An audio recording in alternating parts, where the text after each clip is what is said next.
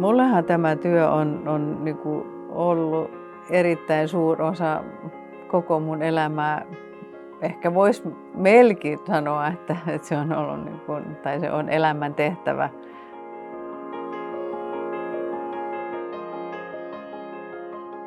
Peruskysymyshän on se, että me ihmiset kulutamme luonnonvaroja liikaa.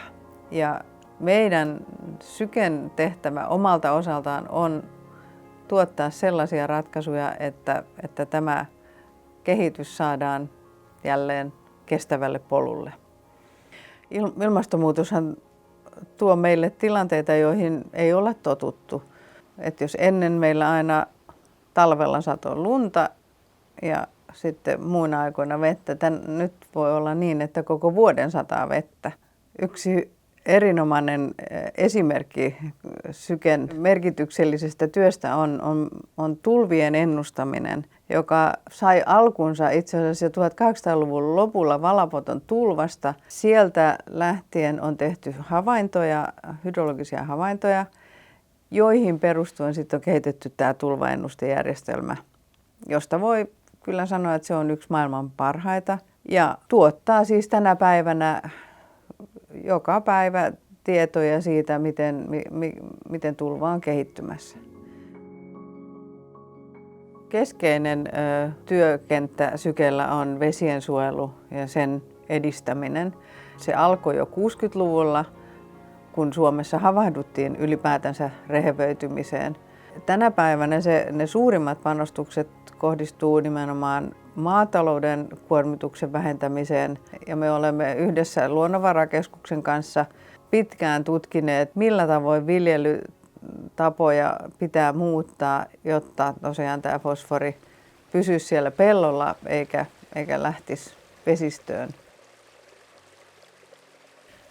Yksi suuri haaste on luonnon monimuotoisuuden hupeneminen ja sen tiimoilta me tehdään erittäin hyvää yhteistyötä Luonnontieteellisen keskusmuseon, yliopistojen, Metsähallituksen luontopalvelujen kanssa.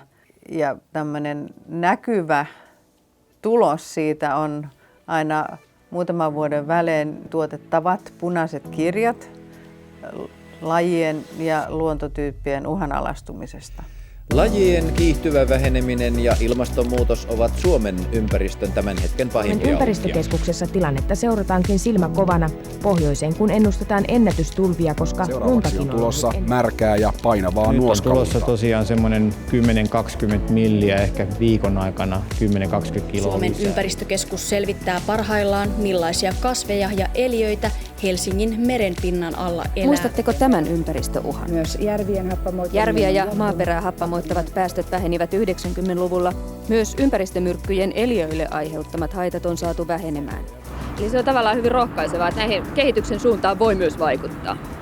Kyllä siihen nimenomaan voi vaikuttaa, kun tahtoa löytyy.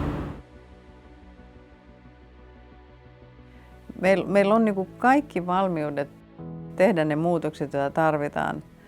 Kysymyshän on vaan tahdosta. Tulevaisuudessa me keskitymme entistäkin enemmän näihin isoihin asioihin, kuten ilmastonmuutoksen torjuntaan. Lähtökohta on tietysti vahvistaa kiertotaloutta, koska sillä pystytään vähentämään luonnonvarojen käyttöä. Sen lisäksi tarvitaan radikaaleja muutoksia energiantuotannossa, liikkumisessa, liikenteessä ja sitten koko ruokajärjestelmässä.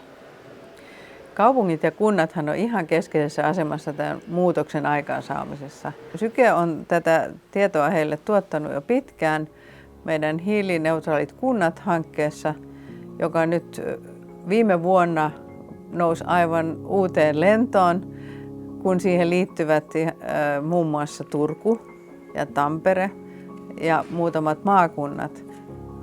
Kun me onnistutaan löytämään ratkaisuja ilmastonmuutoksen torjuntaan, nimenomaan kestäviä ratkaisuja, samalla huolehditaan siitä, että luonnon monimuotoisuus eli luonnon kirjo vahvistuu ja sen seurauksena ihmiset voivat hyvin.